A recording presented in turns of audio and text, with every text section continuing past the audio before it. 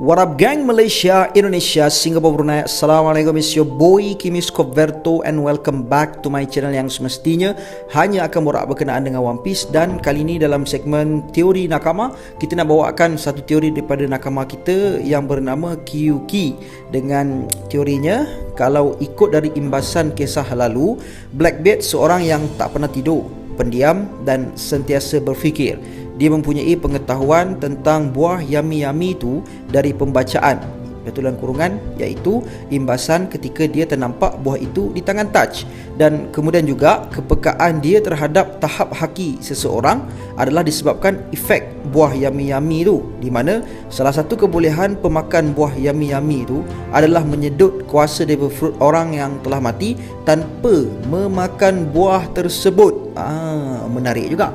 Sebab sebelum ni dalam video-video yang lepas ada nakama kita yang tertanya-tanya macam mana Blackbeard boleh ada dua power. Jadi mungkin soalan ini derive ataupun terbit daripada video tersebut lah, ataupun macam mana, sebab aku tengok kat sini pun dia 2 months ago, tapi mungkin sebelum tu lagi lah kot. Sebab video yang aku cerita pasal ialah perbahasan berkenaan dengan macam mana Blackbeard boleh ada dua devil fruit tu, aku rasa baru-baru ni je aku buat. So mungkinlah jadilah soalan ni yang sebelum tu lagi. Alright, by the way, terima kasih Kyuki. So untuk pasal Blackbeard ni sebab kita memang tahu, kalau kita tengok dekat dalam SBS Question Corner, Oda memang ada bagi tahu yang hobi Blackbeard ni adalah mengkaji sejarah.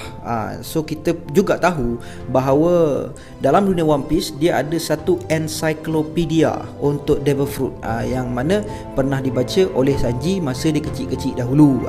Sebab itulah yang dia minat dengan devil fruit. Apa tu? Alamak, bila nak sembang dia jadi lupa lah pula kan. Devil fruit Absalom tu, yang clear fruit tu kan, yang boleh hilang, yang sekarang dimakan oleh kru kru Blackbeard tu, Shiryu kan, Titanic Captain Shiryu tu kan. Sebab itulah Sanji dia tahu pasal adanya kewujudan devil fruit Suke Nomi tu. Jadi memang tak mustahil lah, mungkin Blackbeard tahu dengan terperinci berkenaan dengan devil fruit ni hasil daripada pembelajaran dia dekat situ. So berkenaan dengan kepekaan dia terhadap tahap haki seorang adalah efek yami-yami nomi. Daripada yami-yami nomi dia boleh kesan tahap haki seseorang.